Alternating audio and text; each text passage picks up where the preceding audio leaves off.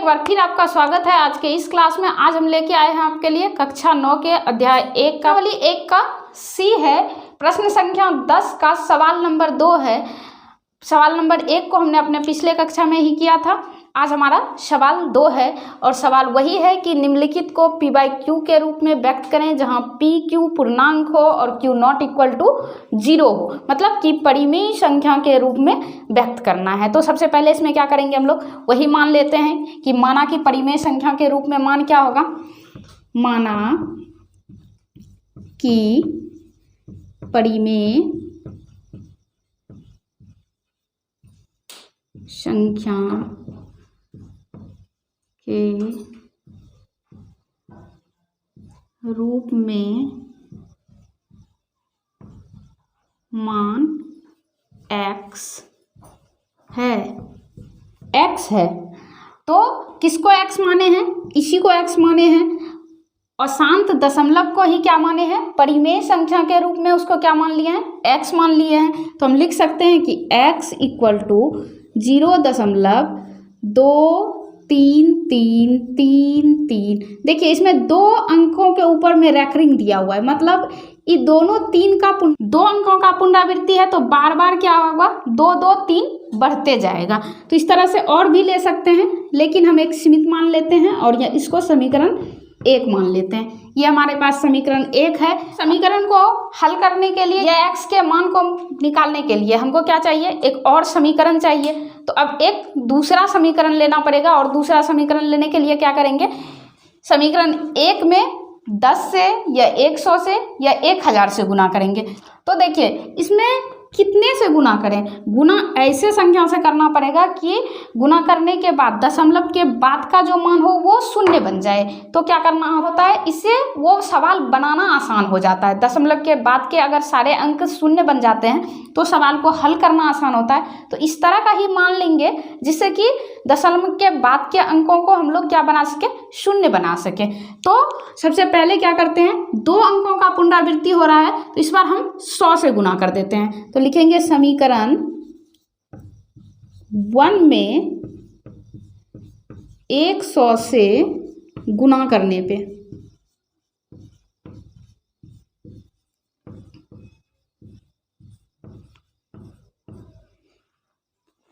100 से गुना करने पे तो 1 हमारे पास क्या है, x इक्वल टू 0.233333।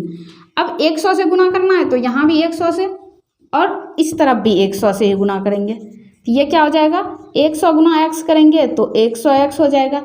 इसको लिखेंगे 0.233333 गुना 100 और इसका दशमलव यहाँ से हटाएंगे तो नीचे क्या आ जाएगा, 1 2 3 4 5 6 7, 1 2 3 4 5 6 और 7।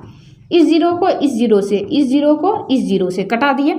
इधर बचा है हमारा क्या, इधर क्या है हमारे पास 100x बराबर इधर 2 3 3 3 3 3। अब ये है इधर तो ये कट के खत्म हो गया और नीचे क्या बचा है, 1 2 3 4 5 जीरो है तो ऊपर के 5 अंकों को गिन के दशमलव डाल देंगे। तो 1 2 3 4 5 इस जगह पे एक दशमलव दे देंगे। अब क्या हो गया हमारे पास मान 100x बराबर 23.33333। तो इसको क्या मान लेंगे, इसको मान लेंगे समीकरण 2। अब देखिए यहाँ समीकरण 2 हमारे पास क्या है, समीकरण 2 है 23.3333 है, जबकि समीकरण 1 में क्या है, दशमलव के बाद 2 है और समीकरण 2 में दशमलव के बाद 3 है। फिर से क्या हो जाएगा, अगर हम इन दोनों के बीच में क्रिया करेंगे तो क्या हो जाएगा, हमारा समीकरण बढ़ जाएगा, हमारा मान समीकरण के बीच में जब तुलना करें तो मान क्या हो जाए, दशमलव के बाद का मान 0 बन जाए। तो समीकरण 2 से अगर 1 में तुलना करेंगे तो दशमलव के बाद का मान 0 नहीं बनेगा।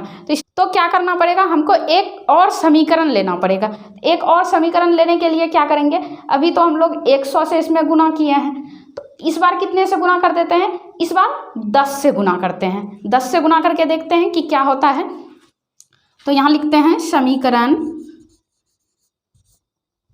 1 में 10 से गुना करने पर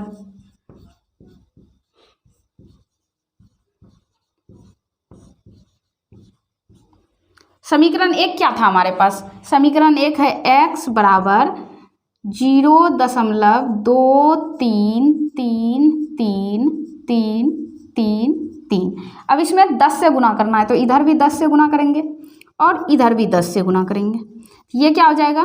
10x बराबर 0.233333 और 3 गुना 10, और इसका दशमलव यहाँ से हटाएंगे तो यहाँ आ जाएगा 1 2 3 4 5 6 7, तो 2 3 4 5 6 और 7, एक जीरो कट गया, एक जीरो इधर भी कट गया।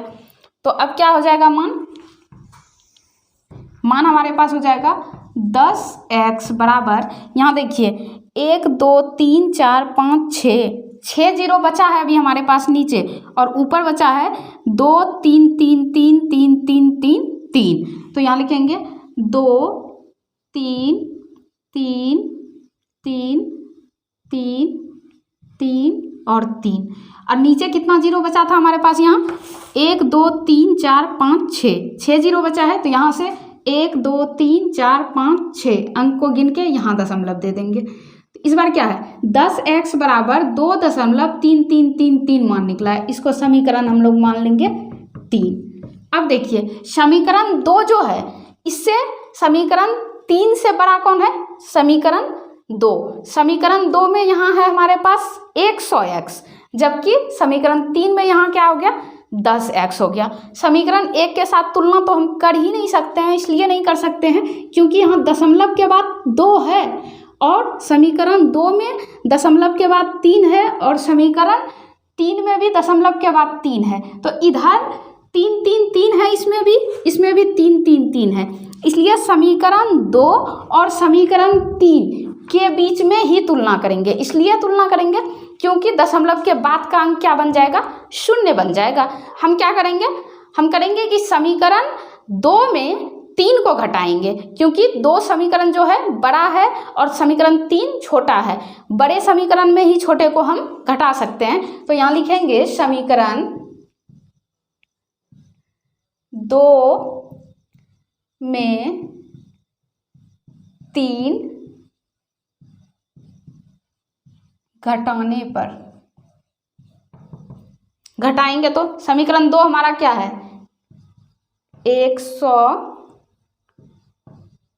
100x बराबर 23.333333, और समीकरण 3 क्या है?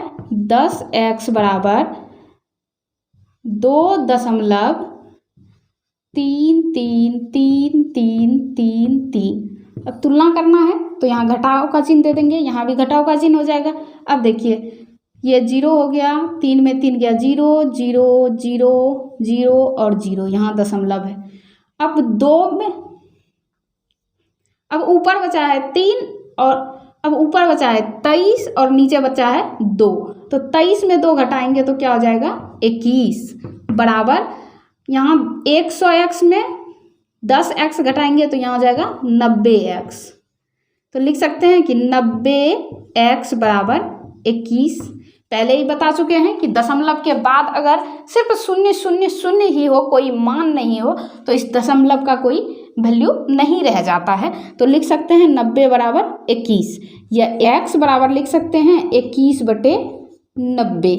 यह कैसे हुआ ये तो समझाने का ज़रूरत ही नहीं है, क्योंकि आप लोग जानते हैं पहले से कि इधर गुना में है तो इधर आके क्या बना लेगा? अपने आप को भाग की प्रक्रिया में लाएगा।